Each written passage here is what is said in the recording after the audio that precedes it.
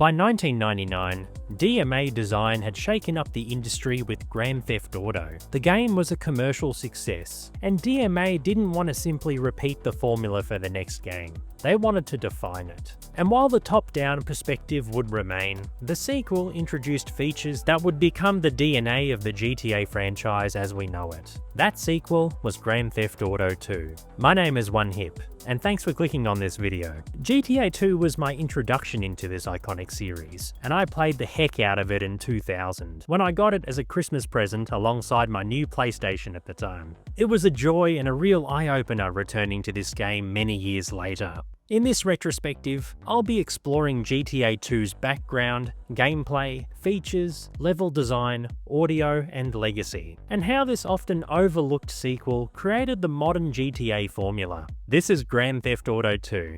Let's go!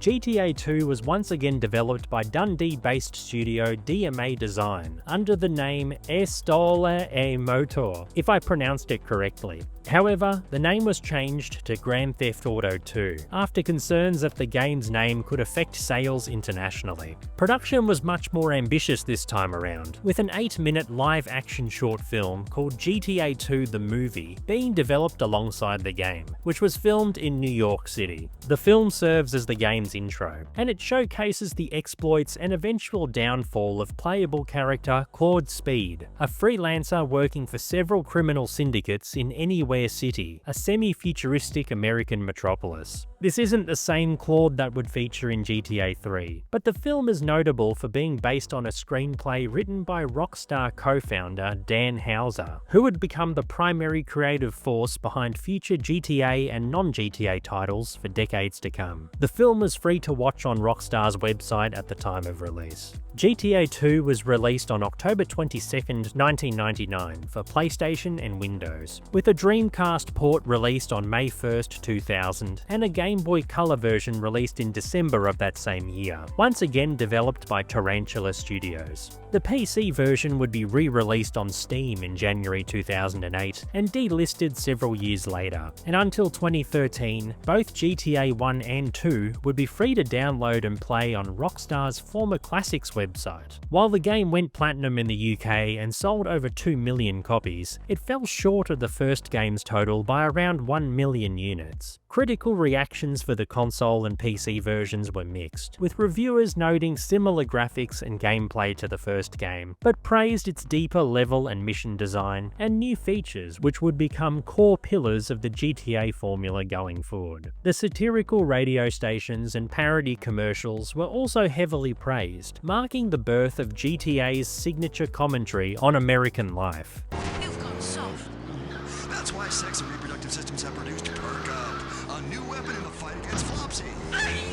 One painless local injection 6 times a day and he'll never be afraid of the fight. Come and get me hard. For this retrospective, I played the PlayStation version that I own using the DuckStation emulator. However, like the first game, the PC release is regarded as the best way to experience the game today, so I'd recommend picking that version up if you want to try out GTA 2 for the very first time.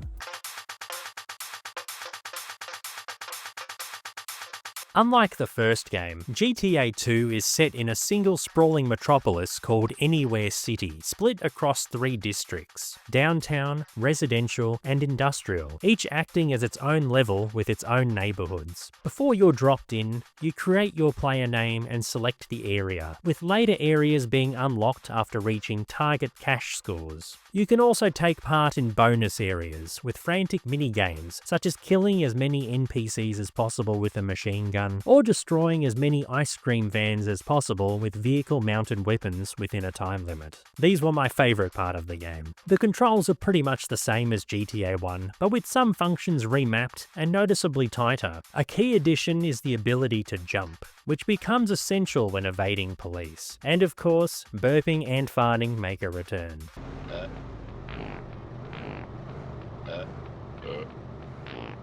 GTA 2 replaces the original score system with a pure cash-based progression as the central objective. The game also does away with the one-shot kill system and introduces health and armour, collected through tokens scattered throughout the map. Lives and score multipliers return, though lives feel somewhat outdated in my opinion, especially considering the game's difficulty. You can die easily from traffic, gunfire, explosions, or falling into water. Various weapons can also be found in the form of tokens. Missions are started by answering color-coded payphones, with 3 out of the 4 area's districts belonging to a different gang. To aid you before a mission, there are health, armor, and weapon tokens that can be collected nearby. Completing a mission for a gang increases your respect with them, unlocking higher paying and more difficult missions. However, helping one gang decreases your standing with their rivals, and a low respect level will result in gang members, or even civilians, attacking you on sight.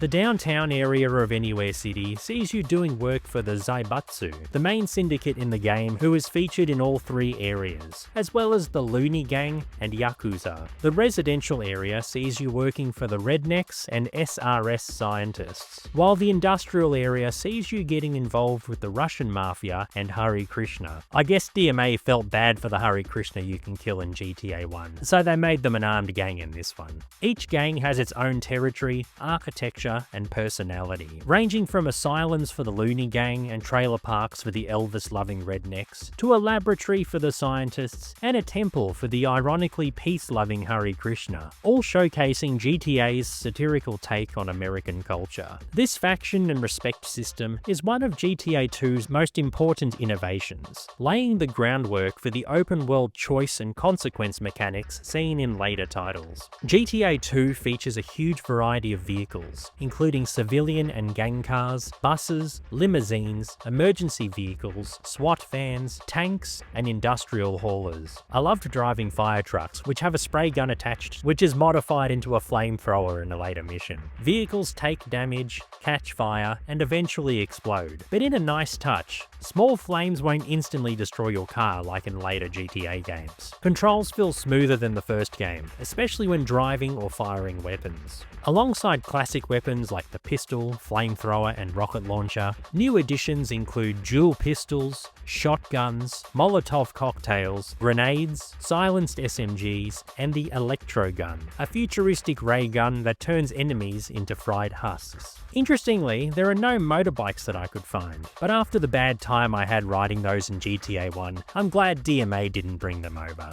NPCs are more dynamic this time around, with muggers and carjackers actively attacking both you and other pedestrians. They can steal your money or pull you out of vehicles, making the world feel far more alive than before. There are also bonus missions you can undertake, including kill frenzies which return from the first game, as well as finding certain cars in an area. You can also collect GTA 2 tokens, 50 for each area in the PC version and 25 in the PlayStation version, which would evolve into hidden packages in later titles. You can also do missions in commercial vehicles like taxis for extra income, but I wasn't sure if the PlayStation version had it, as nothing would happen when I entered the vehicle. Please let me know in the comments if you can do this in the PlayStation version. The wanted system now goes up to 6 levels, represented once again by police faces. As your notoriety increases, law enforcement escalates from patrol officers to SWAT vans, undercover agents, and eventually the army. Getting busted causes you to lose a multiplier, while being wasted costs a life and a multiplier. Your wanted level is removed when entering a respray shop or completing a mission. I never got to experience military intervention in my time with the game, as I would easily die or get busted before it escalated to that point. Losing all your lives ends your run, but your final cash total is recorded. Respray and bomb shops are combined into one garage, now offering car mods such as oil slicks, landmines, and mounted machine guns, all of which come in handy during police pursuits. Visually, the game is built upon the same engine as GTA 1, but verticality and environmental diversity are greatly expanded. Each district features unique architecture and atmosphere, giving Anywhere City a stronger identity despite the top-down perspective. GTA 2 didn't just refine the gameplay, it established the core mechanics, systems, and world structure that would go on to define Grand Theft Auto for generations.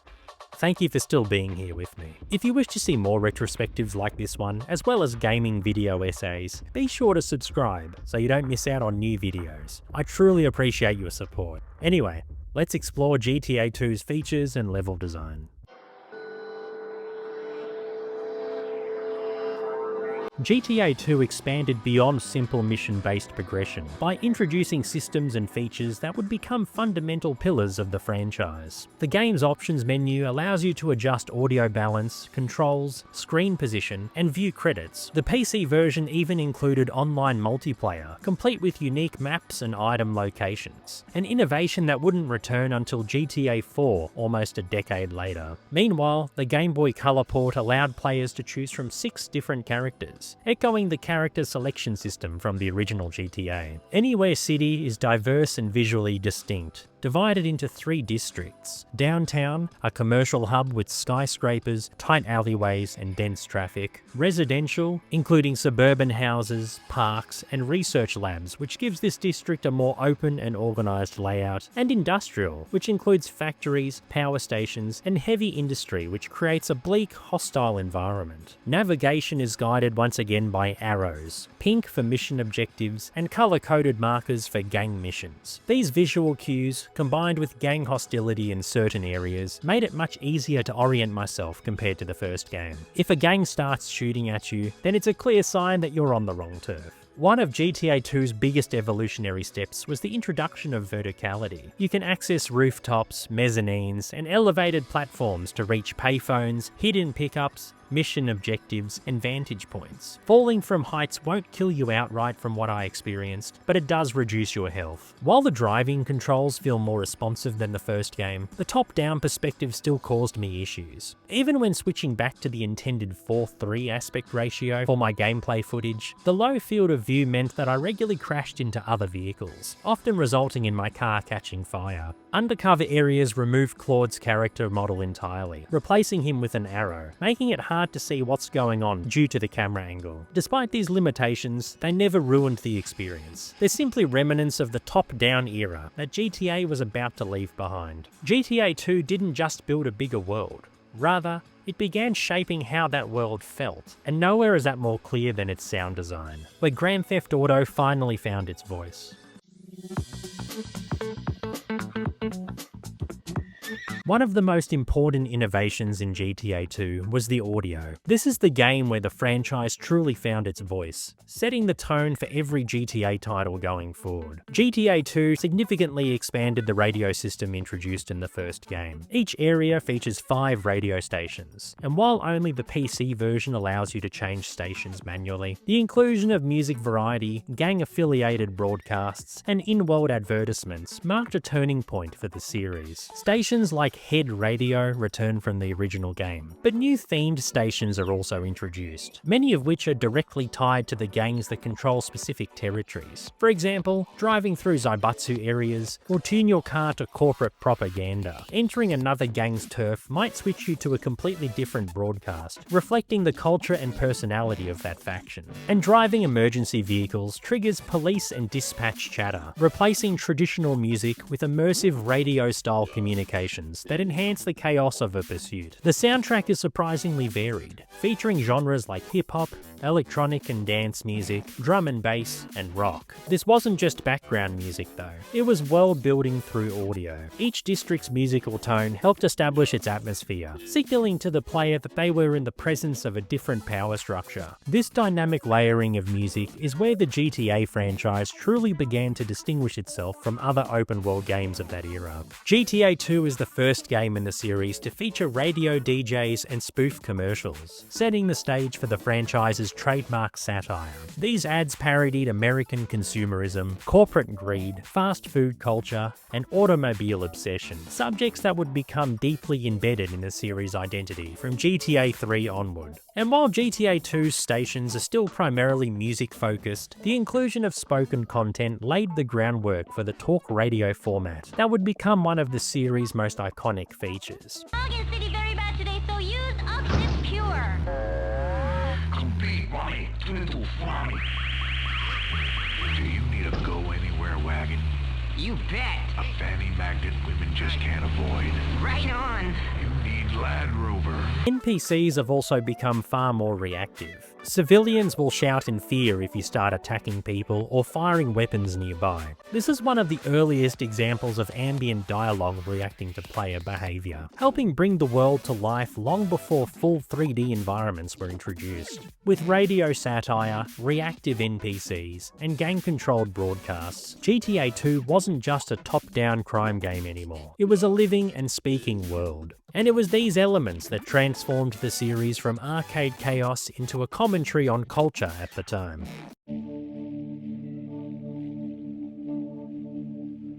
When GTA 2 released, it didn't spark headlines or dominate the charts the way later entries would. And it wasn't the cultural explosion that GTA 3 would become just 2 years later. But make no mistake, without GTA 2, modern Grand Theft Auto wouldn't exist. This was the game that established the formula. The gang respect system, escalating police responses, radio satire, mission structure, vehicle mods, health and armour, side jobs, and dynamic NPC behaviour. All of it debuted or was refined here. GTA 2 marked the moment when Grand Theft Auto stopped being a chaotic top-down crime game and transformed into a fully realised living world with identity and personality. It didn't just evolve the franchise, it defined it. Though its sales were lower than the first game, and reviews were mixed at the time, GTA 2's impact can be seen in every mainline Grand Theft Auto title that followed. The features that were experimental here became fundamentals going forward. Rockstar would build on this foundation, turning those ideas into a global phenomenon, eventually redefining open-world gaming with GTA 3 and beyond. For many players, myself included, GTA 2 was their first introduction to the series. It was chaotic, weird, futuristic, stylish, and unlike anything else at the time. It might not be as widely celebrated today, but in retrospect, it deserves recognition as the turning point. Even now, over 2 decades later, the fingerprints of GTA 2 can be found across the industry. The idea of a city that reacts to you, factions that remember your actions, radio that mocks the world around you, these became not just GTA trademarks, but open-world design principles used by countless games since. GTA 2 wasn't the most popular Grand Theft Auto game, but it was the most important. It created the modern GTA formula. And while GTA 3 was only a couple of years away, Rockstar was already experimenting with different genres that were gaining momentum at the time, including skateboarding, with Thrasher Presents Skate and Destroy. It was gritty, grounded, and unlike any other skateboarding title released that year. And in my next video, I'll be exploring how Rockstar attempted to bring skate culture to the mainstream before GTA changed everything.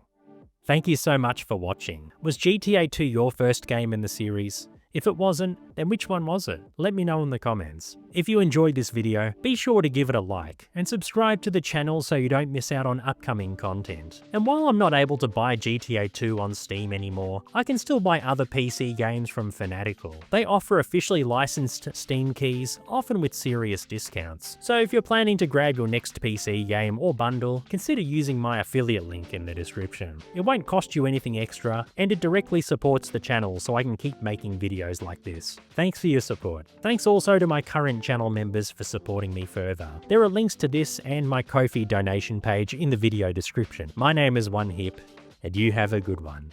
Bye!